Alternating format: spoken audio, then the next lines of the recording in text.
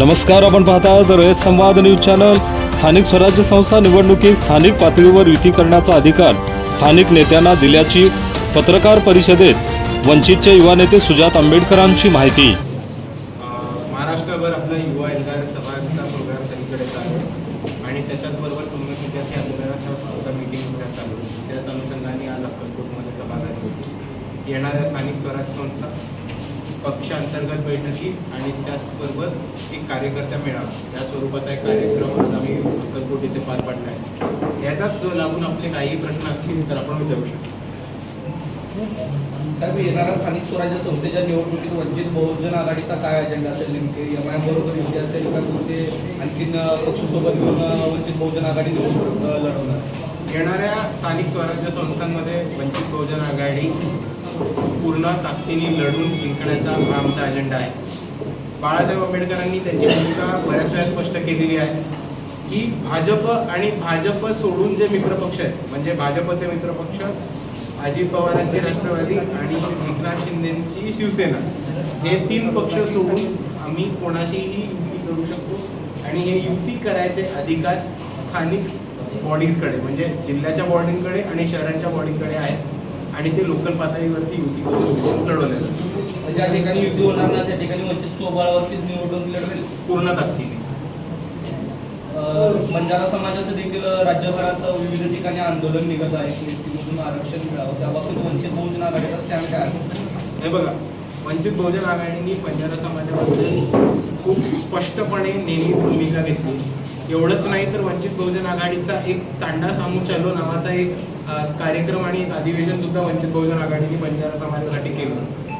आपण जर बंजारा समाजाची खरी व्यथा बघितली तर आपल्याला कळेल की बंजारा समाज एक मोठ्या पद्धतीने मागास हा महाराष्ट्रामध्ये आहे, कारण तो विजयंतीमध्ये येतो। दुसऱ्या बाजूला जर आपण कर्नाटकाची परिस्थिती बघितली तर कर्नाटकामध्ये बंजारा समाज हा SC मध्ये येतो आणि तेलंगणा आणि आंध्र प्रदेशमध्ये बघितलं तर बंजारा समाज हा ST मध्ये येतो। आणि जर मूळ आपण राजस्थानमध्ये बघितलं, जिकडनं बंजारा समाजाची म्हणजे जिकडनं मूळ हा बंजारा समाज येतो, तर राजस्थानमध्ये बंजारा समाजाला OBC स्टेटस मिळतो आणि ह्याच्यामुळे बंजारा समाजावरती खूप मोठे प्रॉब्लेम झालेले। तांड्यांवरती एक मागास परिस्थिती आली। त्याच्याहून महत्वाचं, बरेचसे बंजारा तरुण हे वीटभट्टी कामगार, ऊसतोड कामगार म्हणून काम करताना दिसते आणि ह्याच्यावरती एक पॉलिसी लेवलवरती वंचित बहुजन आघाडीने ऑलरेडी प्रोग्राम घेतला आणि त्याच्यावरती आम्ही काम करत असतो। लक्ष्मण हाके आज सोलापूर जिल्ह्यामध्ये पाटकुले या ठिकाणी मोठी ओबीसींची एल्गार परिषद घेत आहे। जरांगेंना प्रतिस्पर्धी ठरवण्यासाठी एक सरकारी यंत्रणा लावली गेली, अशा पद्धतीची धमक्या आवाजात चर्चा आहे। एकूणच तुम्ही हाकेंच्या भूमिकेकडे कशा पद्धतीनं पाहता? कारण ओबीसींचे मोर्चे सुद्धा आता महाराष्ट्रभरामध्ये निघायला चालू झाले आहे। एक जात एकमेकांच्या जीवावर येऊन ठेपल्याचं चित्र पाहायला मिळतंय। लक्ष्मण हाके नेमके महाराष्ट्रातल्या राजकारणातील, समाजकारणातील कोण वाटतं तो? हे बघा, आपल्याला एक गोष्ट ठामपणाने मी सांगू इच्छितो की ह्या महाराष्ट्रामध्येच नाही तर ह्या देशामध्ये जातीमध्ये आणि धर्मामध्ये तिढा निर्माण करून त्याच्यामध्ये वाद पेटवून त्याच्यावरती आंदोलन करण्यामध्ये आणि त्याच्यावरनं जो वाद पेटतो त्याच्यावरती स्वतःची राजकीय पोळी भाजणार, याच्यासाठी भारतीय जनता पार्टी नेहमी स्वतःची यंत्रणा वापरत राहते आणि त्याच पद्धतीने जातीमध्ये भांडण लावायचं काम हे भाजपने यशस्वीपणे महाराष्ट्रात करायचं सुरुवात केलेली आहे, असं एक चित्र आपल्याला दिसते।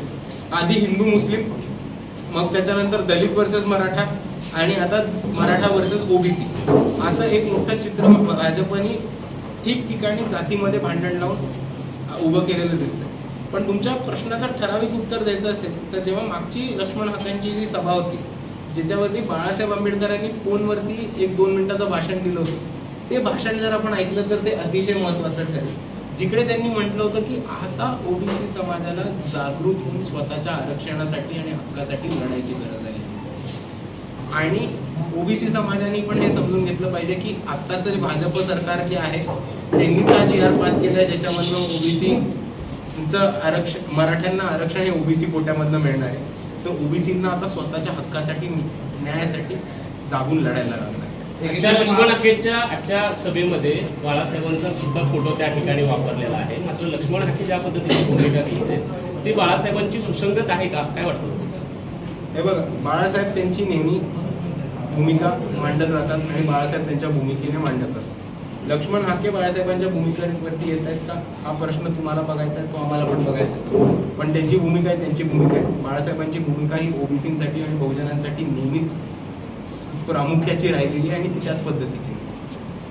महाराष्ट्रात एकीकडे पूरजन्य परिस्थिती होती, परंतु सत्ताधारी पक्षातल्या नेत्यांचे असतील किंवा विरोधकांचे एक कॅम्पेनिंग वॉर चालू झालेलं दिसतंय की मध्यंतरी देवाभाऊ हे सर्व ठिकाणी पोस्टर झळकले आणि त्यालाच प्रत्युत्तर देण्यासाठी राष्ट्रवादी शरद पवार गटाकडून देवाभाऊ तूच सांग अशा पद्धतीचे आशयाच्या जाहिराती, अशा पद्धतीचे बॅनर्स देखील झळकत आहेत. एकंदरीत या ओल्या दुष्काळात ही सर्व बाबी करणे योग्य आहे का, काय वाटतं? हे बघा, एका बाजूला मला खरं एका अर्थाने वाटतं की हे करणं योग्य नाही आणि दुसऱ्या बाजूला माझा थोडा तुमच्यावरती सुद्धा आक्षेप आहे मीडियावरती की चर्चा देवाभाऊंच्या बॅनरवरती नव्हती व्हायला पाहिजे, चर्चा त्या GR वरती व्हायला पाहिजे.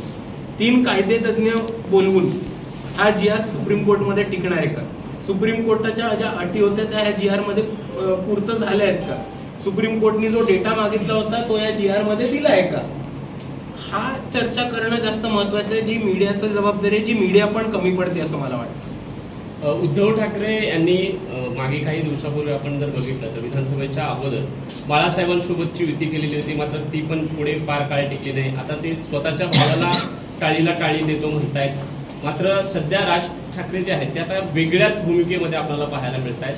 कारण निवडणुकीपर्यंत झुलवत ठेवायचं आणि ऐन निवडणुकीवर आल्यानंतर युती तोडून द्यायची अशा पद्धतीची परंपरा आपल्याला उद्धव ठाकरेंची दिसून येते. काय होईल, राज उद्धव ही युती होईल की काय होईल, नेमकं काय वाटतंय? कारण तुम्हाला त्याचा अनुभव आहे.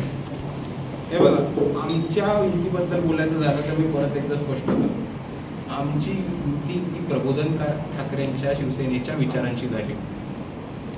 त्याच्यानंतर पुढे त्या पक्षाचा फायदा आहे याचा माझा काही त्याच्याशी संबंध नाही. पण दुसऱ्या बाजूला राज ठाकरे आणि उद्धव ठाकरेंची युती होईल का नाही हा तो त्यांचा प्रश्न.